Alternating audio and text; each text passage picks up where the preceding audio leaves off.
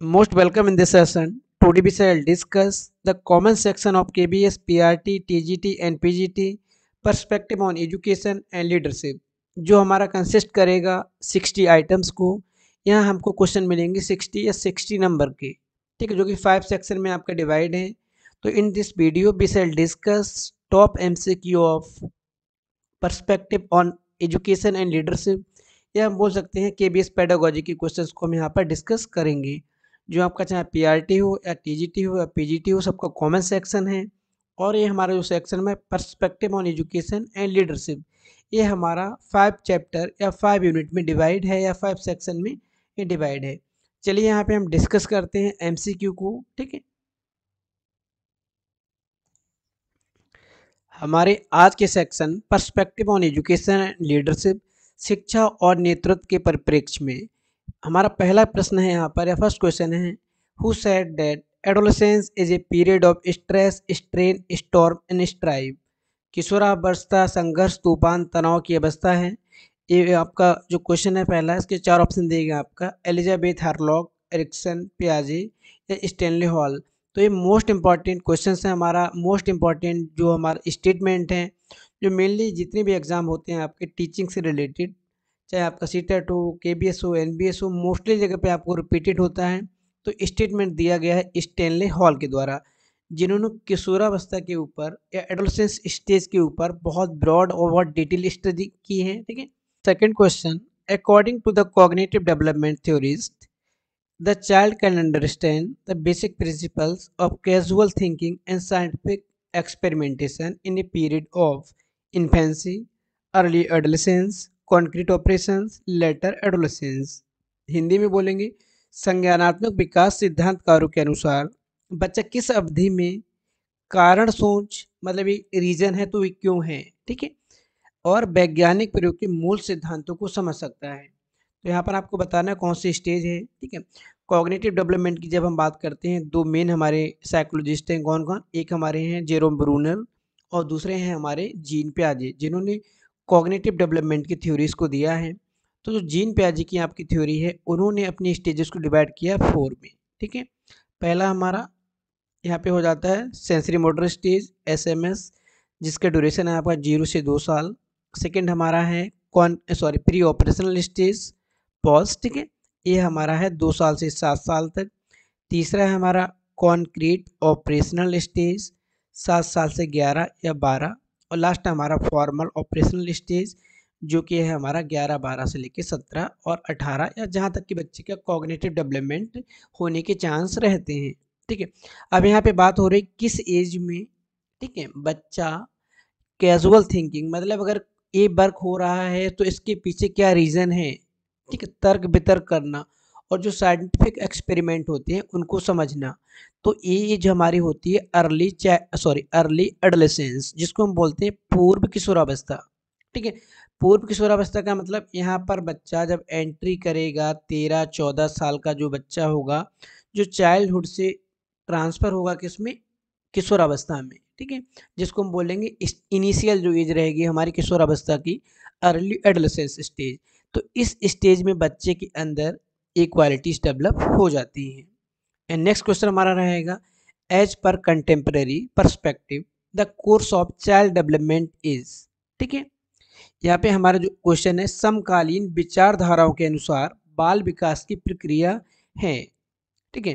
पहला हमारा, uniform across children and specific milestone are achieved by all the children as they reach a certain age. Hindi में बोलेंगे, सभी बच्चों के लिए एक समान और सभी बच्चे एक निश्चित आयु तक आते आते विशिष्ट निर्धारित लक्ष्य अवश्य प्राप्त कर लेते हैं। Second, multi directional since children grow up in varying context, या हिंदी में बोलेंगे बहुआयामी, क्योंकि बच्चे विभिन्न प्रकार के संदर्भों में पलते बढ़ते हैं।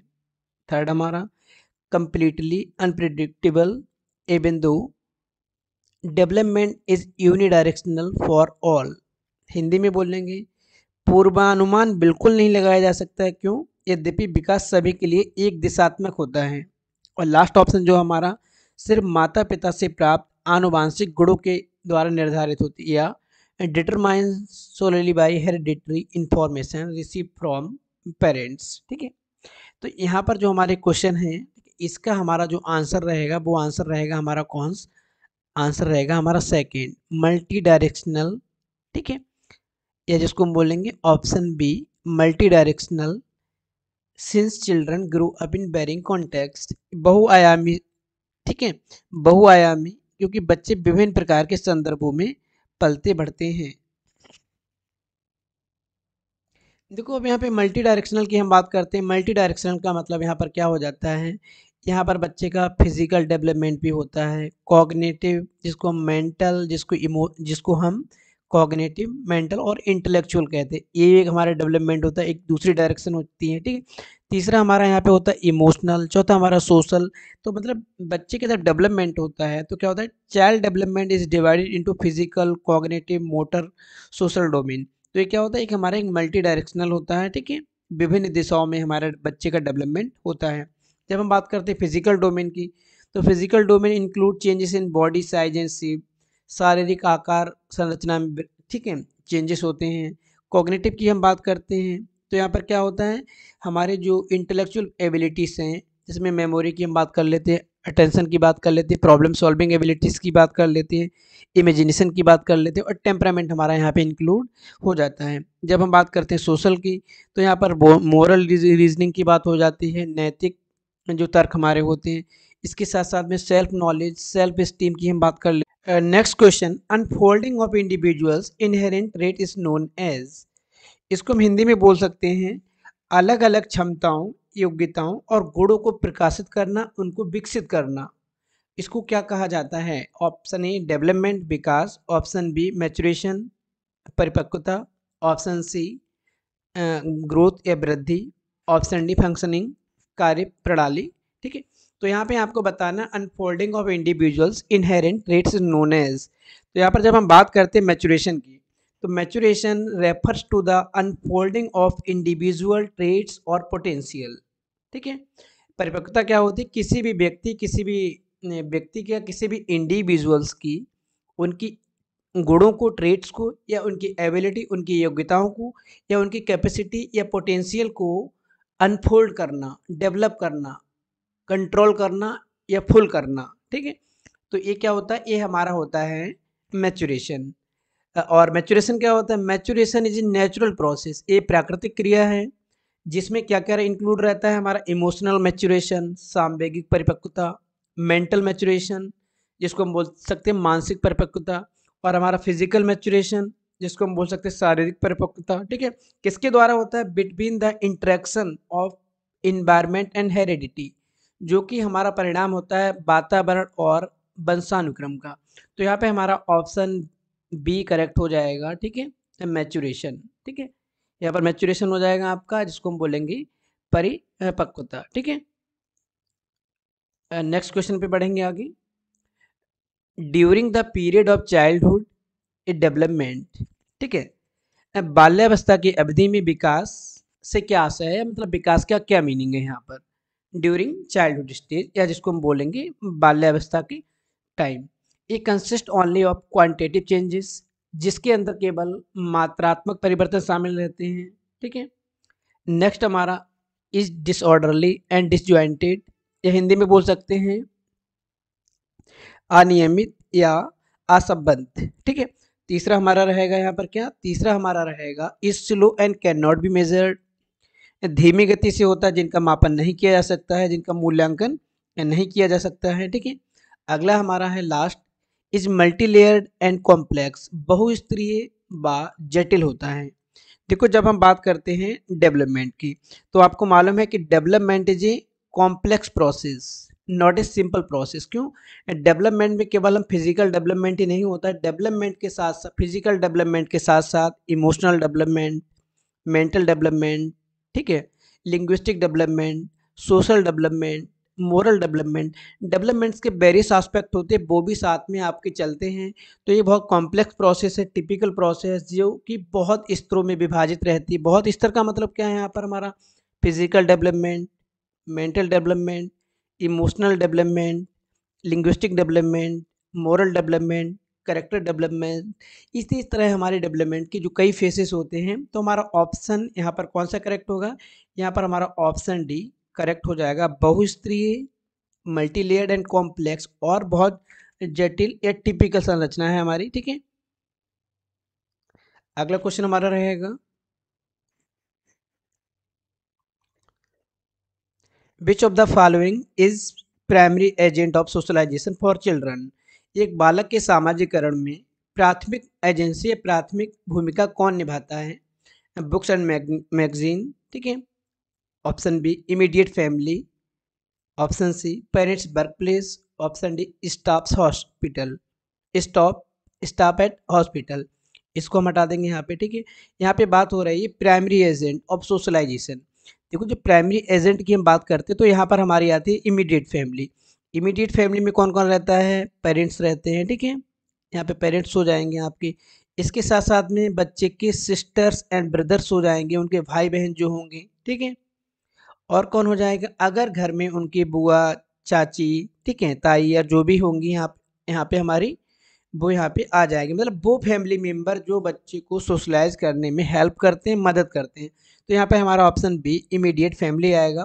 पेरेंट्स वर्क प्लेस नहीं आएगा, क्यों, क्योंकि पेरेंट्स वर्क प्लेस पे जब बच्चा जाएगा तो वहाँ बच्चे के माता पिता के अलावा और लोग भी होंगे जो कि हमारे प्राइमरी एजेंट में नहीं आएंगे, जो कि हो जाते हैं सेकेंडरी। यहाँ पे हमारा क्वेश्चन आ जाएगा next 7, which of the following emotion will be experienced by student when he focus on lack of control ability and negative outcomes values of an activity. जब कोई बालक या कोई विद्यार्थी किसी क्रियाकलाप के नकारात्मक परिणाम, नेगेटिव आउटकम्स हमको जब मिलते हैं, ठीक है, नकारात्मक परिणाम, मूल्य और नियंत्रण की कमी पर केंद्रित रहता है, ठीक है, तो उसे किस संवेग का एहसास होगा। यहाँ पे बात हो रही है, आप जब कोई भी वर्क करने जाते हैं, किसी पर आपने फोकस किया होता है, ठीक है, लेकिन हमारा वहाँ पे जो फोकस है, ठीक है, वो वहाँ पर क्या होता है, उसके ऊपर हमारा कंट्रोल कम रहता है और हम नेगेटिव या जो हमको नकारात्मक परिणाम प्राप्त होते हैं, तो उसके थ्रू हमारे अंदर कौन सा संवेग जनरेट होगा, प्राइड तो होगा नहीं, ठीक है। होप, होप कब होगा, होप हमारे अंदर जब होगा जब हम किसी काम को एक्टिवली पॉजिटिवली उसको एक्सेप्ट करेंगे और उसके ऊपर वर्क करेंगे और हमारे अंदर हाई लेवल का इमोशनल डेवलपमेंट होगा, हमारे अंदर हाई लेवल की इमोशनल स्टेबिलिटी होगी, जिसको हम बोलते हैं सामवेगिक अस्थिरता, सॉरी सामवेगिक स्थिरता।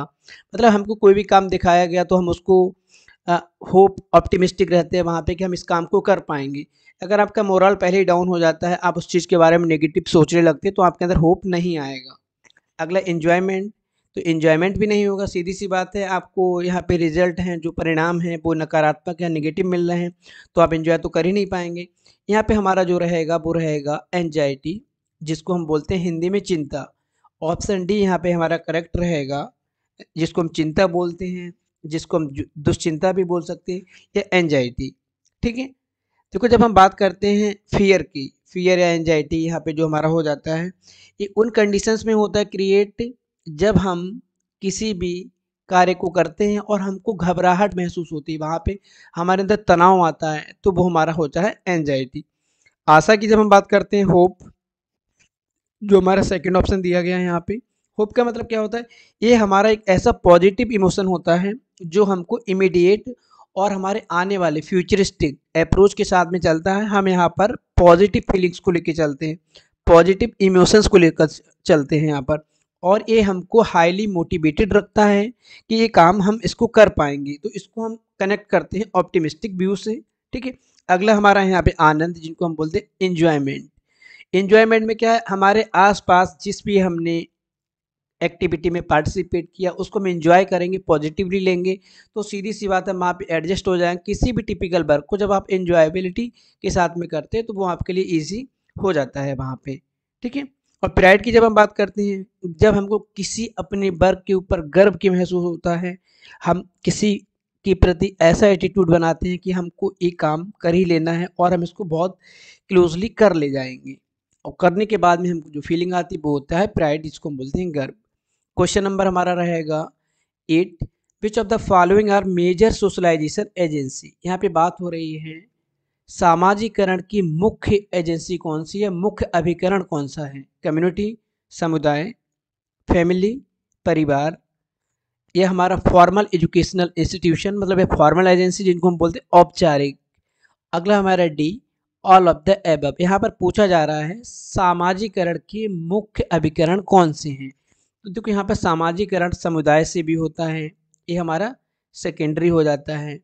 यहाँ पर हमारा परिवार, ये हमारा प्राइमरी जिसको हम बोलते हैं प्राथमिक, ठीक है। और हमारा फॉर्मल स्कूल जो हमारे होते हैं ये हमारा सेकेंडरी हो जाता है। लेकिन ये तीनों हमारे क्या हैं, सोशलाइजेशन की एजेंसी हैं, सामाजिकरण के अभिकरण हैं। तो हमारा यहाँ पे ऑप्शन डी करेक्ट हो जाएगा, ऑल ऑफ द एबव।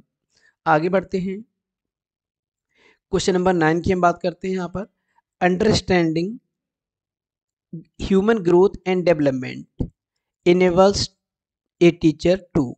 यहाँ पे बात हो रही है मानव विकास और वृद्धि को समझना एक शिक्षक को सक्षम बनाता है, ठीक है। मानव विकास और वृद्धि को समझना एक शिक्षक को सक्षम बनाता है, ठीक है। फर्स्ट ऑप्शन है हमारा gain control of learners emotion while teaching, शिक्षण के दौरान विद्यार्थियों की भावनाओं पर नियंत्रण रखने में। Option B clear about teaching diverse learner, या जो विभिन्न शिक्षार्थी होते हैं को पढ़ाने के बारे में स्पष्ट होना। कहने का मतलब हमारी क्लास में इंडिविजुअल डिफरेंसेस होते हैं, डाइवर्सिटी होती है क्लास में, हर बच्चा mentally, physically, emotionally, socially equal नहीं होता है, तो उसकी जानकारी होना, ठीक है। थर्ड ऑप्शन हमारा है tell student how they can improve their lifes, विद्यार्थियों को बताएंगे कि अपने जीवन को कैसे बेहतर बना सकते हैं। Option D practice her teaching in an unbiased way, या उन्हें निष्पक्ष तरीके से शिक्षण का अभ्यास करवाना। तो देखो ये हमारा यहाँ पर जो ऑप्शन दिया गया है, तो यहाँ पर हमारा जो क्या रहेगा, हमारा जो राइट रिस्पॉन्स रहेगा वो रहेगा B, to clear about teaching diverse learning. यहाँ पर बच्चे के जो इंडिविजुअल डिफरेंसेस हैं उनको ध्यान में रखकर हमको यहाँ पर टीचिंग करनी है। क्यों? क्योंकि यहाँ पर आप हर बच्चा अलग अलग आईक्यू लेवल का होता है, हर बच्चे का अलग इंटरेस्ट होता है, हर बच्चे का सीखने का अलग जोन होता है। तो हम ह्यूमन ग्रोथ डेवलपमेंट को इसीलिए पढ़ते हैं कि बच्चे की फिजिकल डेवलपमेंट, बच्चे की मेंटल डेवलपमेंट, बच्चे की इमोशनल डेवलपमेंट, बच्चे का ग्रोथ एंड डेवलपमेंट, बच्चे की ओवरऑल जो भी डेवलपमेंट फेजेस हैं उनमें कोई प्रॉब्लम तो नहीं रही। अगर कोई प्रॉब्लम रही है उनको हम आइडेंटिफाई करेंगे, उनके अकॉर्डिंग हम बच्चों को टीच यहाँ पर करेंगे। क्वेश्चन नंबर 10 हमारा रहेगा according to the cephalocaudal principle a child will gain dash control of their head first. यहाँ पे बात हो रही मस्तोन्मुखी, सेफ्लोकॉर्डल का मतलब यहाँ पे क्या होता है आपका head to tail, head to toe, ठीक है, पैर से लेकर सिर से लेकर पैर तक, ठीक है। ये हमारा जो सेफ्लोकॉर्डल होता है ये हमारा डेवलपमेंट जो भी है कहाँ से स्टार्ट होता है, सिर से स्टार्ट होता है और हमारे पैरों तक चलता है। इसको हम वर्टिकल भी बोल सकते हैं, इसको हम लॉन्गिट्यूडनल भी बोल सकते हैं। तो यहाँ पे बात हो रही है सेफ्लोकॉर्डल का जो हमारा मस्तोन्मुखी विकास का सिद्धांत है, सिर से पैर तक, ठीक है। इसके अंतर्गत सबसे पहले बालक अपने हेड को कंट्रोल करता है फिजिकली, शारीरिक रूप से, यह हमारा मेंटली, मानसिक रूप से। तो देखो यहाँ पे बात हो रही है सेफ्लोकॉर्डल की, कहने का मतलब है हमारा डेवलपमेंट यहाँ से स्टार्ट होता है और इस डायरेक्शन में नीचे बढ़ता है। तो सबसे पहले हमारा सिर का जो डेवलपमेंट है, जो हेड का डेवलपमेंट है, फिजिकली मेंटली पूरा होगा, उसके बाद धीरे धीरे धीरे नीचे की ओर डेवलपमेंट हमारा बढ़ेगा। तो हमारा यहाँ पे ऑप्शन सी हो जाएगा correct, both A and B. Cephalo principles of development cephalocaudal और जो हमारा प्रोक्सिमोडिस्टल, इसका लिंक आपको डिस्क्रिप्शन बॉक्स में दे दिया जाएगा और ऊपर आई बटन में भी यहाँ पर आपको क्लिक कर दिया जाएगा। क्वेश्चन नंबर 11 हमारा रहेगा dash is the most important role of a teacher in a digital classroom. एक डिजिटल कक्षा में एक अध्यापक का सबसे मुख्य रोल क्या है? Operating technology in distance learning mode, जो टेक्नोलॉजी है उसको डिस्टिंक्ट लर्निंग मोड की तरह यूज़ करना। Option B being a facilitator, एक सुविधा प्रदाता। Option C monitoring the class को मॉनिटर करना। Option D promoting critical thinking, बच्चों के अंदर आलोचनात्मक चिंतन को जागृत करना या जगाना। तो यहाँ पर हमारा क्या होगा, डिजिटल क्लासरूम में एक teacher as a facilitate work करेगा, मतलब वहाँ पर सुविधा प्रदाता के रूप में रहेगा। बच्चे को कहीं पर कोई प्रॉब्लम होगी तो वो वहाँ पे सपोर्ट देगा, और जो भी चीज़ें होंगी वो वहाँ पर उन बच्चों को रिसोर्सेज अवेलेबल कराएगा, जिससे कि बच्चे को सीखने में कोई प्रॉब्लम ना हो। बच्चे को कहीं पर भी कोई प्रॉब्लम होगी, as a guide, as a motivator, वो वहाँ बच्चे की प्रॉब्लम को सॉल्व करेगा, और जो जो बच्चे की प्रॉब्लम्स आएंगे उनको दूर करता हुआ बच्चे की लर्निंग को आगे बढ़ाएगा with the help of ICT instrument और जो भी चीज़ें होंगी। क्वेश्चन नंबर 12 की हम बात करते हैं। How can a teacher promote creativity among her class. एक अध्यापक अपने बच्चों में सृजनात्मकता या रचनात्मकता को कैसे डेवलप कर सकता है? लेक्चर मेथड के थ्रू। देखो, लेक्चर मेथड के थ्रू सृजनात्मकता या क्रिएटिविटी की बात बिल्कुल नहीं हो सकती। क्यों? क्योंकि लेक्चर मेथड वो मेथड होता है जहाँ पर वन वे कम्युनिकेशन होता है, मतलब टीचर ट्रांसमिट करता है अपने लेक्चर को, स्टूडेंट पैसिवली सुनते हैं। पैसिवली का मतलब यहाँ पे हो रहा है 50 बच्चे हैं, 20 बच्चे एक्टिवली रहते हैं, 30 बच्चे आपके पैसिव रहते हैं। तो इसके थ्रू क्रिएटिविटी को जनरेट नहीं किया जा सकता है। Option B, brainstorming. Brainstorming method के थ्रू क्रिएटिविटी को डेवलप किया जाता है, प्रमोट किया जाता है। यहाँ पर बच्चे के ऊपर हम, बच्चे के माइंड में हम एकदम क्वेश्चंस की झड़ी लगा देते हैं, बार बार हम क्वेश्चंस देते हैं बच्चे को, और उसके माइंड में नए नए थॉट जनरेट होते हैं और वो टीचर को रिस्पॉन्ड करता है। तो ब्रेन स्टॉर्मिंग यहाँ पे हमारा राइट रिस्पॉन्स रहेगा। ठीक है। ऑडियो विजुअल जो मेथड है हमारा, ठीक है, इसके थ्रू हम बच्चे को मल्टी सेंसरी अप्रोच में इन्वॉल्व कर सकते हैं, लेकिन क्रिएटिविटी को नहीं बढ़ा सकते हैं। क्यों? क्योंकि ऑडियो विजुअल एड्स में बच्चा इन्वॉल्व रहेगा, उसको देखेगा, उसको सुनेगा, उसको समझेगा, लेकिन अपने विचारों को प्रेजेंट नहीं कर पाएगा, अपने थॉट को जनरेट नहीं कर पाएगा, जो कि हमारा ब्रेन स्टॉर्मिंग में होगा। क्वेश्चन नंबर 13 हमारा रहेगा, what is the first step in the demonstration method of teaching. यहाँ पर बात हो रही है शिक्षण अधिगम में या शिक्षण विधियों में जो प्रदर्शन विधि है हमारी, उसका पहला स्टेप क्या है? ठीक है। तो यहाँ पर प्रदर्शन विधि का पहला स्टेप क्या है? इंट्रोडक्शन, प्रस्तावना।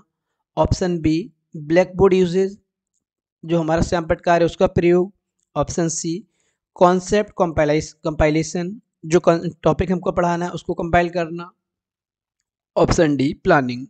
तो यहाँ पर हम जब डेमोस्ट्रेशन मेथड की बात करते हैं, इसका लिंक भी आपको डिस्क्रिप्शन बॉक्स में दे दिया जाएगा, और पूरी तरह से डेमोस्ट्रेशन मेथड क्या होता है, कौन कौन से स्टेप इन्वॉल्व रहते हैं, वो ऊपर आपको आई बटन में लिंक मिल जाएगा, वहाँ से आप एक्सेस कर सकते हैं।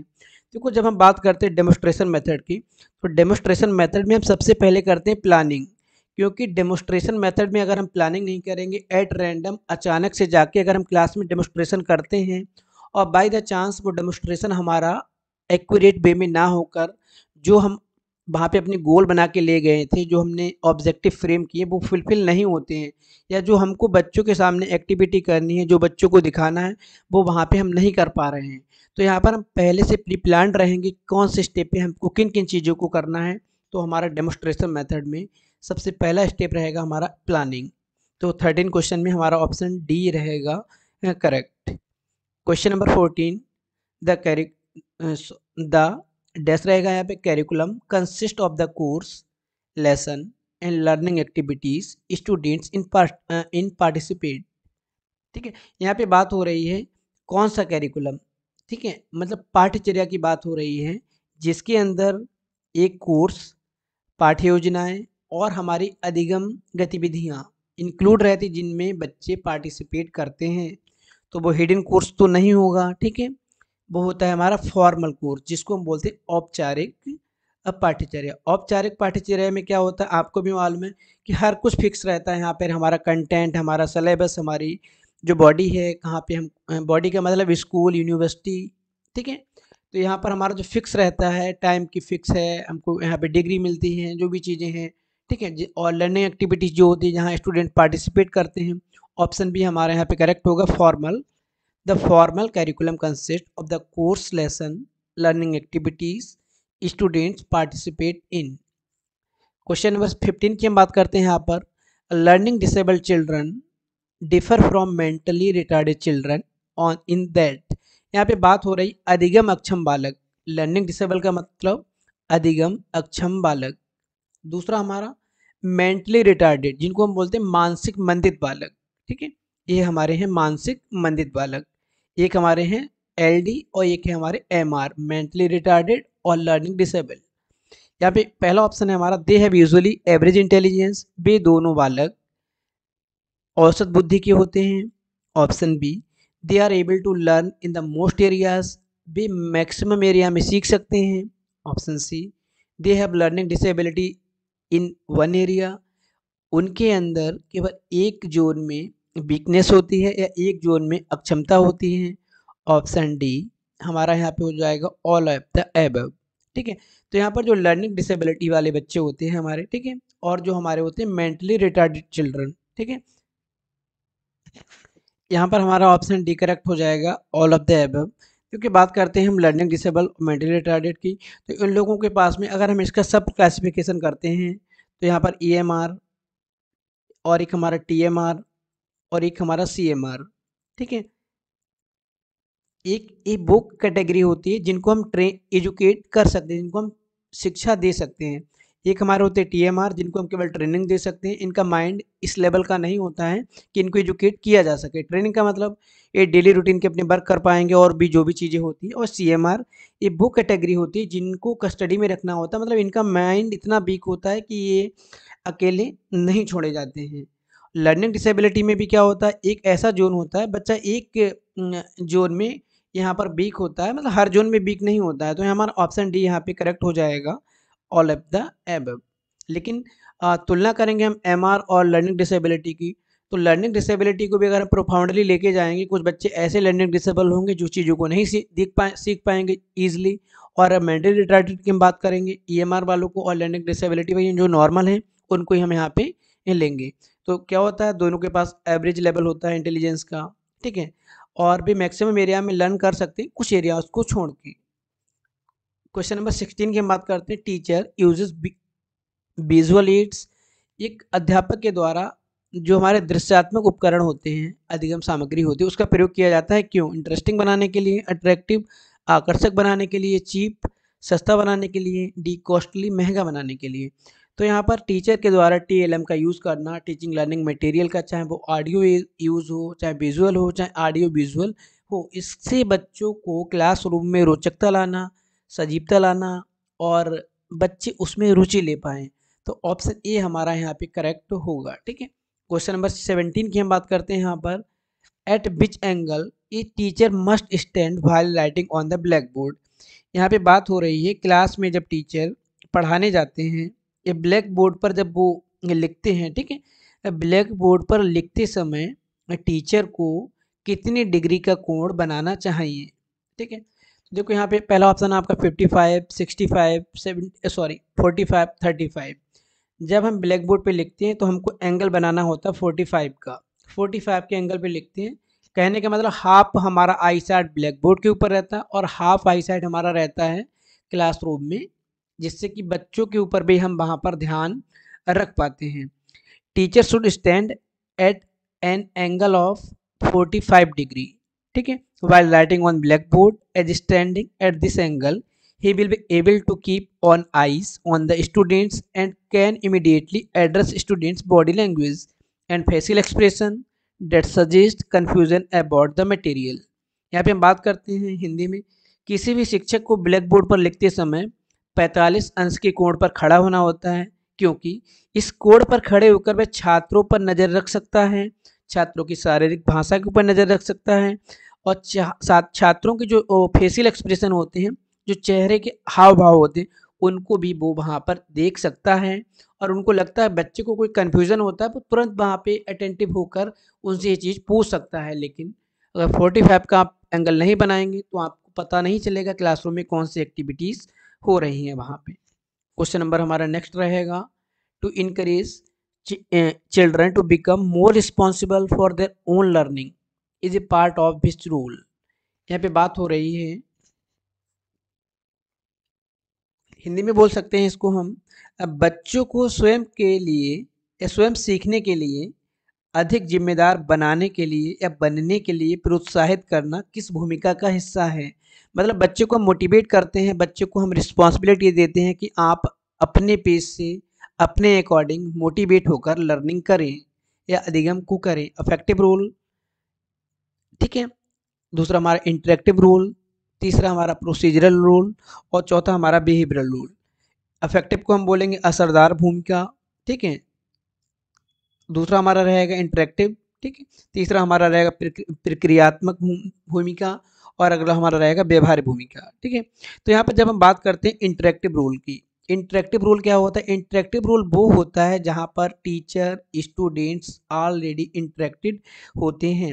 जब टीचर और स्टूडेंट दोनों इंटरेक्टेड होंगे तो स्टूडेंट की जो प्रॉब्लम है टीचर के पास जाएगी, टीचर उस प्रॉब्लम को सॉल्व करेगा, मतलब टू वे यहाँ पर कम्युनिकेशन रहेगा, यहाँ पे फीडबैक रहेंगी, यहाँ प्रॉब्लम सॉल्विंग रहेंगी, यहाँ पर बहुत टाइप्स की चीज़ें रहेंगी जिससे कि बच्चे के अंदर टीचर मोटिवेट करेगा कि इन चीज़ों को आप अपने वे में कर सकते हैं। तो ये हमारा हो जाता है यहाँ पे इंटरेक्टिव रोल। यहाँ पर क्या होता है, एक शिक्षक को, एक टीचर को अपने स्टूडेंट्स के साथ में हमेशा बातचीत करती रहनी चाहिए, मतलब उनके साथ में डिस्कशन डिबेट करते रहना चाहिए जिससे कि बच्चे मोटिवेट रहें। और उनकी खुद की भूमिका होती है, भागीदारी होती है कि वो अपने बच्चों के अंदर मोटिवेट करें, बच्चों के मोरल को बूस्ट करें और जो भी टिपिकल चीज़ है उसके लिए बच्चों को बोलें कि आप इसको बहुत अच्छे से कर सकते हैं। क्वेश्चन नंबर 19 हमारा रहेगा, which of the following is a cooperative learning strategy. यहाँ पे बात हो रही है निम्न में से कौन सी सहकारी अधिगम रणनीति है या हमारी शिक्षण विधि है?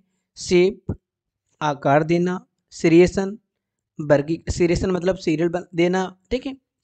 अगला हमारा सोशल आइसोलेशन, ये जो है हमारा ये किसके द्वारा दिया गया? ये दिया गया है हमारा उनके जीन पियाजे के द्वारा, ठीक है, जीन पियाजे के द्वारा, जिन्होंने कॉन्क्रीट ऑपरेशनल स्टेज में इसकी बात की है। सोशल आइसोलेशन, सामाजिक अलगाव और लास्ट है आपका रेसिप्रोकल क्वेश्चनिंग, ठीक है। जब रेसिप्रोकल क्वेश्चनिंग की हम बात करते हैं यहाँ पर, तो रेसिप्रोकल जो क्वेश्चनिंग है हमारी, इसको हम हिंदी में बोलते हैं पारस्परिक प्रश्नावली या पारस्परिक शिक्षण विधि। रेसिप्रोकल जो हमारी टेक्नोलॉजी है या टेक्निक्स हैं जो कि हमारा अंडर कोऑपरेटिव लर्निंग आती है। इसमें क्या होती है, बच्चे को कोई प्रॉब्लम दी जाती है और बच्चे की प्रॉब्लम और जो बच्चे होते हैं उनके साथ मिलजुल कर सॉल्व करनी रहती है। फॉर एग्जांपल हमने कोई प्रॉब्लम दी है क्लास में और दो बच्चे वहाँ पे बैठे हैं ए बी सी डी, ठीक है। ए प्रॉब्लम को दिया तो बी की हेल्प से शायद सॉल्व करेगा प्रॉब्लम, सी को प्रॉब्लम और बच्चे की हेल्प लेगा, मतलब हम बच्चों को इतना हम यहाँ पर चीज़ों को सिखा देते हैं कि बच्चा with the help of other class students can solve their problem. और इसी तरह ये साइकिल हमारी चलती रहती है जिसको हम बोलते हैं सहकारी अधिगम। क्वेश्चन नंबर 20 हमारा लास्ट क्वेश्चन है यहाँ पर, in a socio construct based classroom which method of assessment would be preferred. यहाँ पे बात हो रही है, ठीक है। क्वेश्चन हमारा हिंदी में रहेगा, एक सामाजिक रचनात्मक कक्ष, ठीक है, में जो हमारा बच्चों का असेसमेंट है, बच्चों का जो हम आकलन करते हैं उसके लिए कौन सी विधि उपयुक्त रहेगी? कोलैबोरेटिव प्रोजेक्ट, यहाँ पर हम बोलेंगे कोलैबोरेटिव प्रोजेक्ट को सहयोगात्मक, ठीक है। दूसरा हमारा रहेगा objective questions having one word answer, यहाँ पर हमारे जो हम बोल सकते हैं वन वर्ड वाले क्वेश्चंस, यहाँ पर जो रिकॉल टाइप के क्वेश्चंस होते हैं। तीसरा स्टैंडर्डाइज्ड टेस्ट, जो हमारे साइकोलॉजिकल टेस्ट होते हैं, जो टेस्ट स्टैंडर्डाइज किए जाते हैं एक स्पेसिफिक जोन के लिए, एक स्पेसिफिक ऑब्जेक्टिव के लिए। और लास्ट हमारा है यहाँ पे टेस्ट बेस्ड ऑन मेरे रिकॉल, जो कि ये भी हमारे रिकॉल के बेस पर रहेंगी। लेकिन जब हम बात करते हैं सामाजिक और रचनात्मक क्लास की, तो यहाँ पर क्या होता है, स्टूडेंट्स एक दूसरे के साथ में या टीचर्स के साथ में यहाँ पर कन्वर्जेशन करते हैं, बातचीत करते हैं, उसके बाद ज्ञान का निर्माण करते हैं, नॉलेज को जनरेट करते हैं या ज्ञान को सीखते हैं।